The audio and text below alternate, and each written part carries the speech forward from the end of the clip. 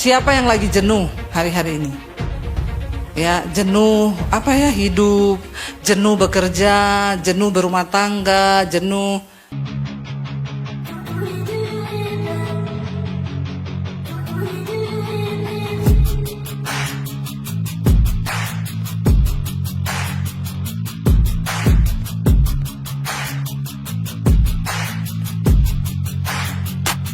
Selamat datang di channel Bella Kebenaran. Kami hadir untuk memberikan informasi opini dan atau fakta terhadap situasi yang sedang terjadi. Mari dukung channel ini dengan cara menekan tombol subscribe dan bunyikan loncengnya. Terima kasih.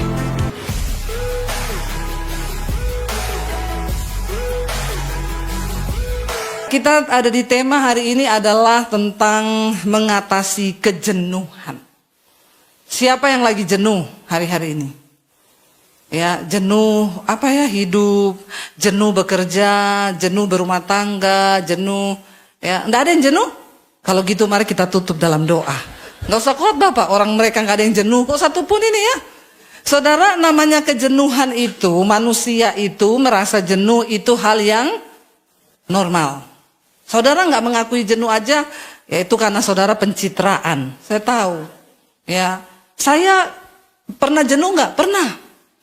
Ya, namanya kita manusia itu setiap hari berhadapan dengan hal yang sama terus. Ya, ada namanya jenuh juga, saudara. Ya, ketika saya dikasih tema ini saya belajar sebenarnya apa sih jenuh itu. Ya, jadi jenuh itu, saudara. Ya, pernah ada sebuah penelitian tentang kejenuhan dan kebosanan yang dilakukan oleh para ahli, ya, para ahli psikologi. Mereka mempelajari apa sih kejenuhan itu, kenapa manusia bisa jenuh. Jadi ternyata orang itu bisa jenuh, yang pertama karena ada rasa tidak puas, yang kedua karena kurangnya hormon bahagia. Jadi ternyata ada loh hormon bahagia itu. Ya, ada ternyata, saya baru kaget juga, ada yang namanya hormon bahagia ya. Ada, saudara, ya. Hormon kebahagiaan itu memang meliputi beberapa zat kimia yang bekerja di dalam otak manusia. Dan Tuhan itu ajaib. Kalau kita nggak dikasih hormon itu, maka bayangkan semua orang stres. Ya, semua orang bosan hidup. Ya, maka bisa terjadi sesuatu, saudara. Ya, jadi hormon-hormon kebahagiaan itu nanti saudara bisa baca, makanya banyak belajar, amin. Baca-bacalah, kalau lihat handphone tuh jangan cuma scroll terus, tapi baca ya. Apa sih bahagia itu? Apa sih hormon bahagia itu? Ada dopamin, serotonin, endorfin, dan lain sebagainya. Ya, itu ya seperti yang terdapat di dalam morfin. Makanya orang tuh kalau narkoba itu bahagia dia rasanya, karena lupa segalanya, lupa utang, lupa istri, jadi bahagia ya.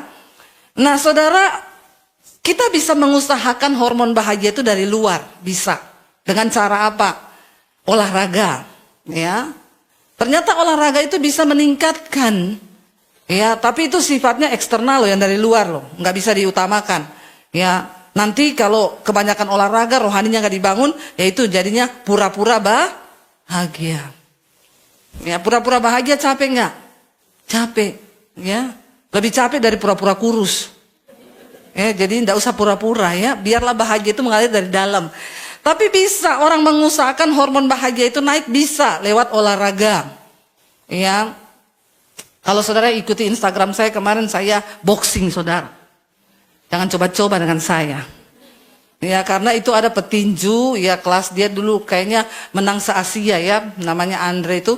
Dia tuh berapa kali tuh inbox saya di IG, "Bu, latihan boxing dong." Saya bilang, aduh, ya boxing, gak pernah terpikir di benak saya untuk boxing. Tapi dia berusaha terus, lalu dia kirim saya kue panada. Ya, terakhir saya pergi pelayanan kemarin, saya pulang, kenapa ada sarung tinju 5 di atas meja? Saya tanya sama orang rumah, ini dari mana? Dari Pak Andre, Mam. Saya WA dia, "Pak, kenapa kirim sarung tinju ke rumah?" "Iya, biar ibu latihan." Nah, kalau sudah begini kan sudah tidak enak ya. Akhirnya saya sama suami, saya bilang sebelum kita pergi latihan, kita coba dulu berdua. Lalu kita pakai sarung tinju berdua, saudara. Lalu kita tinju-tinjuan di syuting anak saya. Saya pikir enak juga untuk melampiaskan perasaan yang selama ini terpendam. Jadi waktu kita tinju itu suami saya bilang, enak juga ya keringetan ternyata semuanya bergerak. Hormon bahagia keluar. Lalu akhirnya kita pergi latihan kemarin sama dia. Ya dan duit. Kau masih sering keluar rumah itu bapak-bapak istri yang di rumah ini dari pagi sampai malam. Berhadapan dengan rumah. Itu juga banyak, 80% banyak istri-istri yang stres daripada bapak-bapak. No, tuh tol. Ya, ketemu kita di belakang. Jadi saudara, apalagi udah di rumah seharian terus suaminya bilang cukup nggak cukup 2 juta. Stres nggak itu ibu-ibu? Ya, tunggu tenang bapak-bapak. Abis ini ada pembelaan. Ibu-ibu dulu saya kasih tenang ya. Jadi ibu-ibu itu juga banyak stres saudara. Makanya perlu sekali-sekali bapak itu pulang rumah ajalah istrimu keluar melihat udara segar, menghirup udara segar. Saya ini dulu waktu anak-anak masih kecil-kecil itu, saya ini ibu rumah tangga 100% loh. Dari pagi saya sampai malam tuh di rumah, suami saya pergi bekerja. Makanya kalau dia pulang, dia udah starter motor, dulu masih naik motor, saya lihat dia mau keluar. Saya mau kemana? Isi bensin, ikut saya, bahagia saya. Cuma pergi isi bensin. Bahagia loh saya. Apalagi kalau dia bilang mau mampir makan bakso, puji Tuhan, haleluya 12 kali. Jadi bapak-bapak tolonglah kau tingkatkan kebahagiaan istrimu itu. Ya setidaknya dari dia bisa melihat seharian cuma lihat dapur terus, bawalah dia keluar lihat pom bensin, no? Nggak usah ajak belanja juga dia sudah senang asal bisa lihat. Itu secara ilmiah loh, kesehatan itu hormon bahagia naik. Apalagi caranya, sekarang kan pengobatan di luar negeri, di Jepang orang kena sakit kritis tidak berobat. Dokter disuruh apa? Pergi ke hutan kata dokter. Kamu jalan gak usah kaki, injak tanah. Kalau ada pohon, pegang pohon. Ternyata film India memang itu juga ada hikmahnya. Itu ternyata bermanfaat loh saudara. Karena bumi ini kan ada ion-ion. Ya ketika kita injak tanah itu, maka ya magnetik bumi ini bisa berpindah ke tubuh kita. Jadi bagus juga. Ya kalau kita bisa injak tanah di luar. Lalu pelihara binatang. Ya bisa juga itu meningkatkan hormon bahagianya kita. Pelihara dogi ya toh? Ya kadang dogi lebih mengerti kita daripada orang toh? Betul ibu-ibu ya? Kadang dogi lebih mengerti daripada suami toh? Ampuni mereka Tuhan. Ya, kadang istri itu lebih mengerti dogi daripada istri kan bapak-bapak? Kadang iya bu, saya ngomong sama istri baru mau ngomong udah menggonggong. Wow. Dogi saya malah bisa diajak bercandaan katanya. Ya jadi secara ilmu kesehatan hal-hal yang bisa menambah ya hormon bahagia itu pelihara binatang, pelihara tanaman, ibu-ibu ya, pelihara anggrek itu bisa meningkatkan hormon bahagia. Tetapi itu dari segi luar. Nah hari ini kita mau belajar. Kalau firman Tuhan berkata apa? Buka bersama Yesaya 40 ayat 29 sampai 31. Haleluya ya. Yesaya 40 ayat 29 sampai 31 kita baca 1 2 3. Ya kalau sudah dapat kita bisa baca sama-sama 1 2 3. Dia memberi kekuatan kepada yang lelah dan menambah semangat kepada yang tiada berdaya. Orang-orang muda dikatakan di sana apa? Menjadi lelah dan lesu dan teruna-teruna jatuh tersandung. Tetapi orang-orang yang menanti-nantikan Tuhan mendapat kekuatan baru. Mereka seumpama Raja Wali yang naik terbang dengan kekuatan sayapnya. Mereka berlari dan tidak menjadi lesu. Mereka berjalan dan tidak menjadi lelah. Dikatakan di sana Tuhan, Dia memberi kekuatan kepada yang lelah dan menambah semangat kepada yang tidak berdaya. Siapa yang bisa memberikan kita ini kebahagiaan sehingga kita nggak jenuh, tidak merasa puas, saudara, selalu ada dalam hidup manusia. Dikatakan di sana Tuhan itu memberi kekuatan kepada yang lelah dan menambah semangat pada yang tidak berdaya. Hidup ini memang melelahkan. Mau saudara anak Tuhan, mau bukan anak Tuhan, mau jemaat biasa, mau pendeta, harus diakui hidup ini melelahkan. Itu yang kita pengkhotbah bilang. Segala sesuatu yang terjadi di bawah matahari ini hanya melelahkan manusia. Nah itu sebabnya kita harus percaya kepada Tuhan. Karena kita mau sungguh-sungguh ikut Tuhan atau tidak, yang namanya kita hidup di dunia pasti ada masalah. Kita percaya Tuhan bukan supaya tidak ada masalah di hidup kita. Jangan salah saudara ya. Makanya saya sering kali konseling, padahal saya ini sudah ikut Tuhan Bu. Saya ini sudah pelayanan. Saya bingung kenapa ada masalah. Hello. Kita ini percaya sama Tuhan bukan supaya tidak ada masalah. Kita percaya sama Tuhan karena dunia ini memang gudangnya masalah.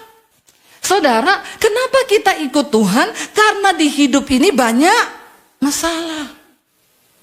Kita percaya Tuhan supaya ketika kita ada masalah, Dia sanggup memberi kita kekuatan yang baru. Jadi ubah pola pikirmu, oh ikut Tuhan tidak ada masalah. Justru makin kau dekat sama Tuhan, makin banyak masalah buat lo. Ya, tapi jangan kepenggadean menyelesaikan masalah tanpa, nah itu, yang member-member tahu ini. Saudara, kita ini ikut Tuhan karena hidup ini banyak persoalan. Tapi waktu kita punya Tuhan, kita ada masalah, Alkitab berjanji Dia memberi kekuatan kepada yang lelah. Waktu lelah cari Tuhan, Dia menambah semangat kepada yang tidak berdaya. Karena orang kalau sudah tidak ada semangat, susah hidup saudara. Ya, makanya waktu kau jenuh, jangan kau mengurung diri di kamar. Karena kita manusia diciptakan sebagai makhluk sosial, salah satu cara juga menambah hormon kebahagiaan itu bersosialisasi dengan orang lain. Ya, tapi manusia itu makin stres, makin ngurung diri di kamar. Ya nanti tambah stres, ya banyak yang bunuh diri tuh. Jangan ketemu dengan orang-orang saudara, ya ketemu dengan ya di ibadah atau ketemu teman yang seiman, tapi jangan pergi dugem ya. Masih ada yang dugem di sini? Nggak usah angkat tangan. Ya bertobat. Saudara, ketika kita menghadapi masalah, kita percaya Tuhan, Dia memberi kita kekuatan yang baru. Dan ayat ini berkata, orang-orang muda menjadi lelah dan lesu. Sekarang banyak anak-anak muda itu lelah loh dengan hidup. Masih muda padahal. Iya, masih muda, udah, aduh aku nggak tahu ya. Saya banyak dengar sekarang anak-anak muda yang cewek bilang gini, Bu, kayaknya kita udah nggak mau menikah deh. Kenapa? Iya, aduh saya banyak loh temuin anak-anak cewek wanita berkata begitu. Kenapa kau tidak mau nikah? Aduh lihat keadaan zaman begini ya, cari laki-laki yang baik juga kayaknya susah. Masih ada laki-laki yang baik, masih ada. Ya, asal kau berdoa. Ada kok, masih ada. Ya, cari yang dari Tuhan, berdoa karena rencana Tuhan itu nggak pernah gagal. Ya, selalu ada orang baik, orang yang takut Tuhan tuh masih ada. Asal kau harus berdoa sungguh-sungguh karena lihat zaman sekarang, bodoh, laki-laki selingkuh. Ya, udah ditemani dari susah. Ya, begitu sukses dia berkhianat. Ya. Jadi bagaimana ya Bu? Jangan menjadi lelah loh. Teruna orang-orang muda menjadi lelah dan lesu. Bahkan banyak teruna yang jatuh tersandung. Karena itu kita harus dekat dengan Tuhan. Ayat yang berikutnya berkata, tetapi orang-orang yang menanti-nantikan siapa? Tuhan. Mereka dikatakan apa? Mendapat kekuatan baru. Mereka seumpama raja wali yang naik dan terbang dengan kekuatan sayapnya. Mereka berlari dan tidak menjadi lesu. Mereka berjalan dan tidak menjadi lelah. Kenapa raja wali dipakai sebagai contoh bagi kehidupan kekristenan? Raja wali itu ketika ada badai angin datang, dia memakai badai dari kekuatan angin itu untuk membawa dia naik lebih tinggi saudara. Dia menikmati setiap badai itu. Orang Kristen harus seperti itu. Setiap persoalan masalah yang datang dalam hidupmu, biar pakai kesempatan itu untuk membawa level imanmu naik semakin tinggi. Itu yang Tuhan mau. Jangan menjadi lelah. Daud berkata begini, mari kita buka Mazmur 43. Ya, Daud itu percaya kepada Tuhan. Dia menjadikan Tuhan sebagai tempat perteduhannya. Dia berkata bahwa Tuhan itu satu-satunya tempat. Dia suka dan cinta dengan kediaman Tuhan. Ya, Mazmur 43 ayat yang keempat, saudara. Mazmur 43 ayat yang keempat. Di sana firman Tuhan berkata begini. 1, 2, 3. Maka aku dapat pergi ke mezbah Allah, menghadap Allah, yang adalah apa? Sukacitaku dan kegembiraanku, dan bersyukur kepadamu dengan kecapi, ya Allah, ya Allahku. Daud berkata, Tuhan itu adalah sumber apa? Kegembiraan. Jangan taruh sumber kebahagiaanmu dan kegempat yang lain. Jadikan Tuhan sebagai sumber kegembiraan kita.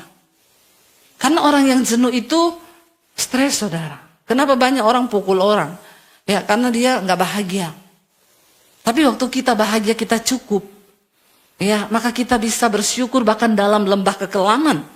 Daud berkata, Tuhan itu sukacitaku dan kegembiraanku, dan aku bersyukur kepadamu. Yang pertama, ketika engkau jenuh dengan hidup, maka carilah Tuhan.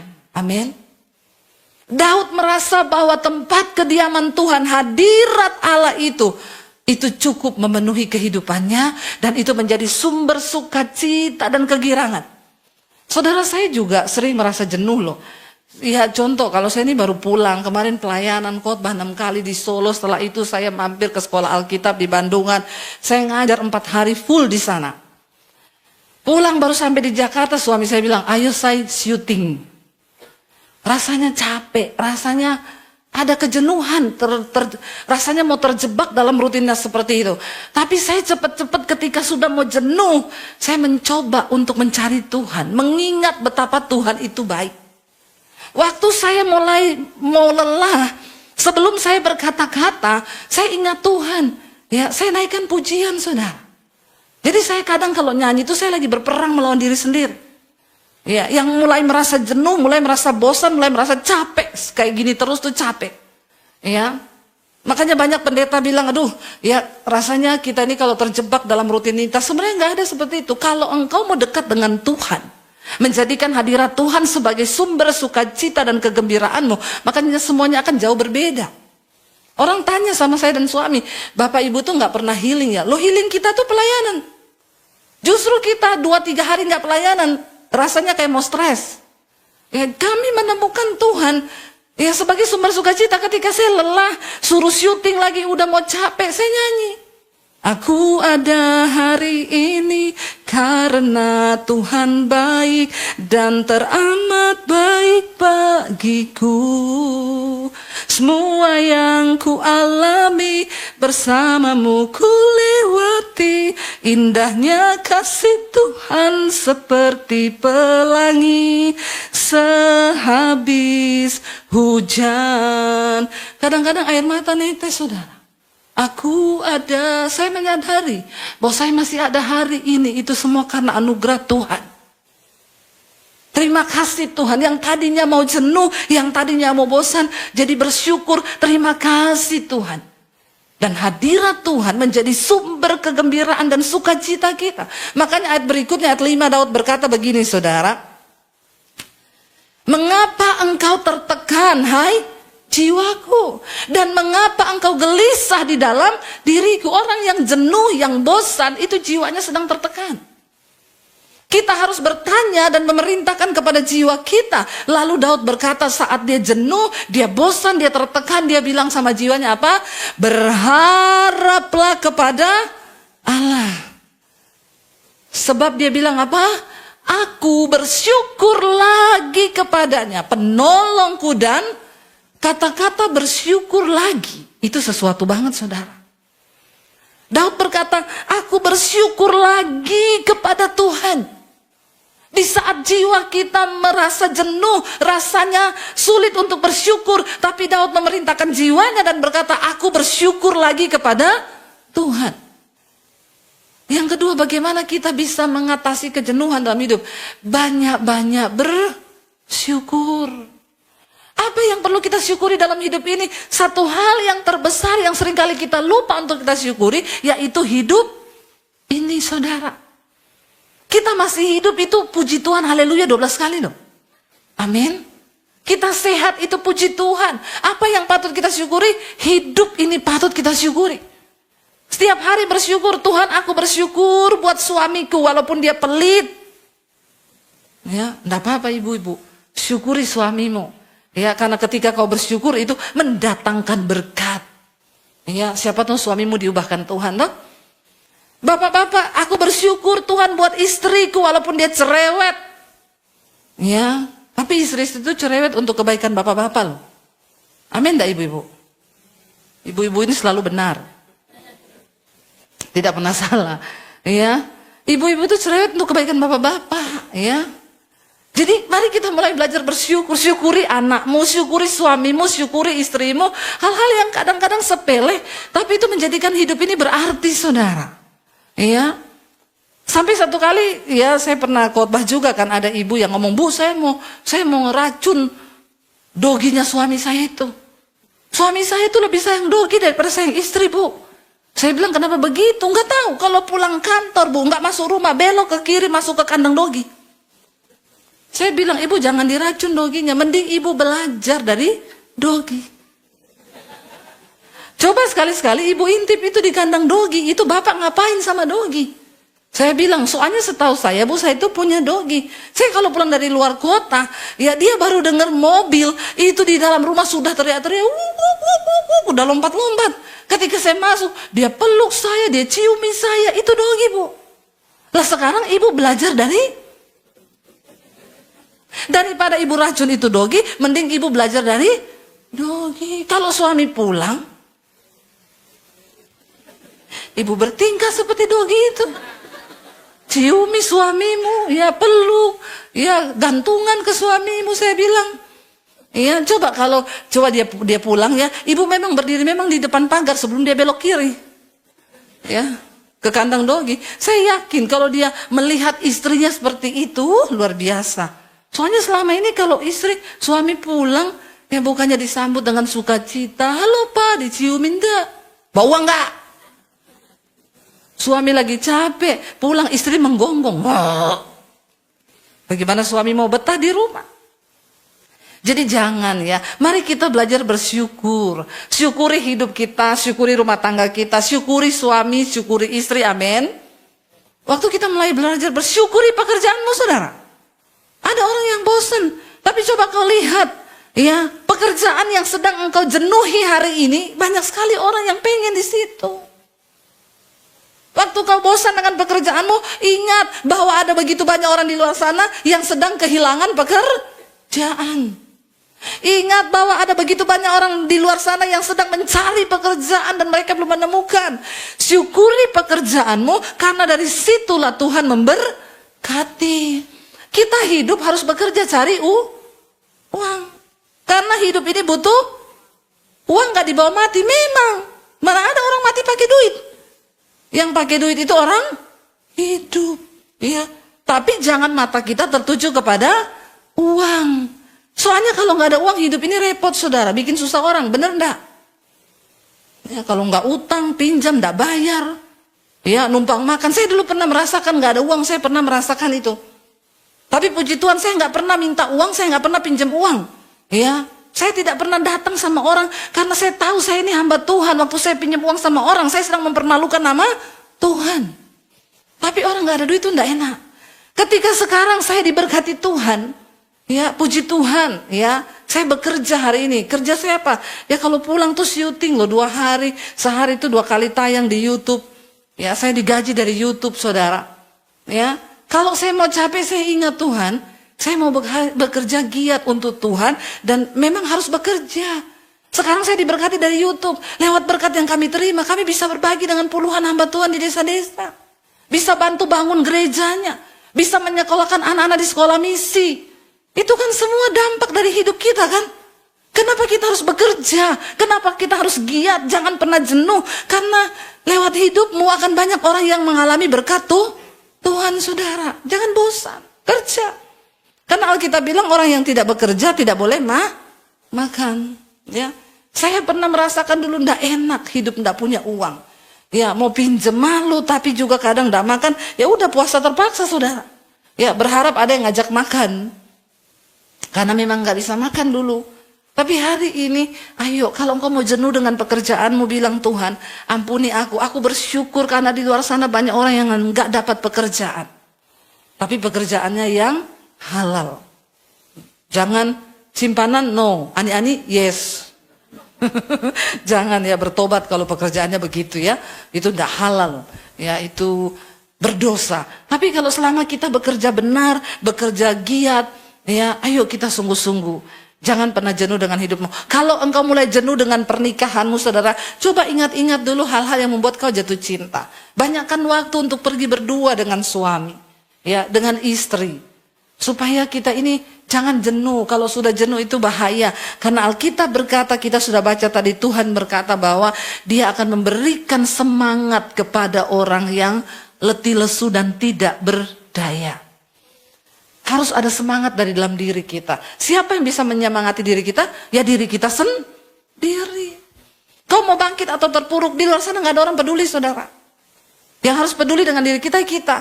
Saya sama suami itu bilang, ya kayak kita ini. Kita kan sebenarnya tahu cara untuk kurus itu seperti apa toh? Semua tahu gak? Tahu kan? Yang pertama jamu, jaga mulut. Oh, jangan makan sembarangan. Tahu kita. Ya, kita selalu saya sama suami itu, kalau suami saya itu bilang, ini loh di IG, cara cepat turun badan ini loh. Nggak usah makan pagi, makan jam 10 itu telur saja 2. Tahu semua teori itu, tahu kita. Olahraga 1 jam minimal 1 hari.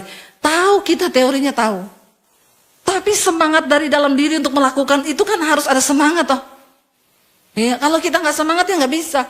Ya saya kadang dengar suami saya itu bangun pagi, dia merenung sebentar lalu semangat, treadmill, semangat. Dia menyemangati dirinya sendiri. Ya. Dan memang harus seperti itu kan. Kalau bukan kita yang menyemangati diri kita, siapa lagi, saudara? Nggak ada. Makanya hari ini, ayo kita berdoa sungguh-sungguh, Tuhan kami mau, Tuhan. Buang semua kejenuhan, kami mau berharap sama Tuhan. Dan Alkitab ayat ini berkata, bersyukur lagi kepada Tuhan sebab Dia penolongku dan Allahku. Jangan pernah lupa, saudara. Tuhan itu penolong. Tuhan itu Allah kita. Dia sanggup melakukan jauh lebih banyak dari yang kita doakan dan harapkan. Mari kita hidup dengan penuh semangat hari-hari ini supaya hidup kita boleh menjadi berkat. Supaya kita boleh sungguh-sungguh lebih lagi mengejar perkenanan Tuhan dalam hidup kita. Dan ketika sudah waktunya kita kembali kepada Tuhan. Setidaknya kita gak akan pernah sia-siakan waktu hidup yang Tuhan beri. Karena waktu Tuhan panggil, Dia akan tanya loh. Saya kasih kamu waktu hidup 70 tahun. Berapa banyak yang engkau habiskan untuk aku? Untuk memberkati orang? Untuk bekerja menjadi berkat? Berapa banyak yang cuma kau pakai untuk menyenangkan dirimu sendiri? Yang harus kita pertanggungjawabkan di hadapan Tuhan. Setiap waktu, setiap detik yang kita habiskan di dunia ini. Itu untuk apa? Saya pengen satu saat ketika saya berpulang menghadap Tuhan, saya bisa mempertanggungjawabkan semuanya di hadapan Tuhan. Dan kita semua, mari kita mulai berdoa, saudara. Ya, jangan jenuh melakukan sesuatu, tapi tetap bersemangat di dalam Tuhan. Amin.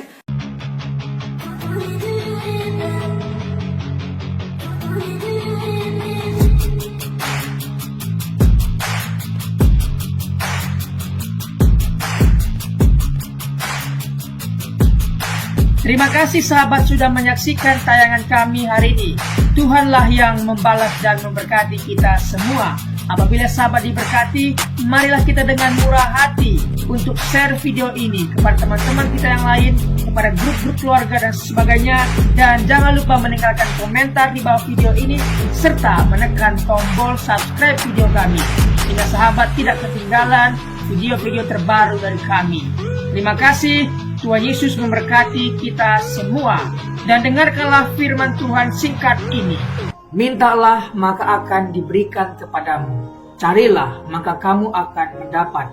Ketuklah maka pintu akan dibukakan bagimu. Kita harus melakukan sesuatu sampai sesuatu itu akan terwujud atas hidup kita. Minta, cari dan ketuklah maka Tuhan pasti membukakan pintu. Lukas 18 ayat 1. Yesus mengatakan suatu perumpamaan kepada mereka untuk menegaskan bahwa mereka harus selalu berdoa dengan tidak jemu-jemu. Kita berdoa dengan tidak jemu-jemu. Terus minta maka pasti akan diberikan. Tuhan Yesus berkata, karena itu aku berkata kepadamu, apa saja yang engkau inginkan ketika engkau berdoa, percayalah bahwa engkau telah menerimanya dan engkau akan memilikinya. Amini ayat firman Tuhan ini, bahwa Tuhan pasti memberikan segala sesuatu yang kita butuhkan. Semoga Allah, sumber pengharapan, memenuhi kamu dengan segala sukacita dan damai sejahtera dalam iman kamu, supaya oleh kekuatan Roh Kudus kamu berlimpah-limpah dalam pengharapan. Terima kasih. Apabila sahabat ada komentar dan pendapat yang lain terhadap video hari ini, boleh tuliskan komentarnya, pendapatnya di kolom komentar di bawah video ini, sehingga kita boleh diskusi di sana.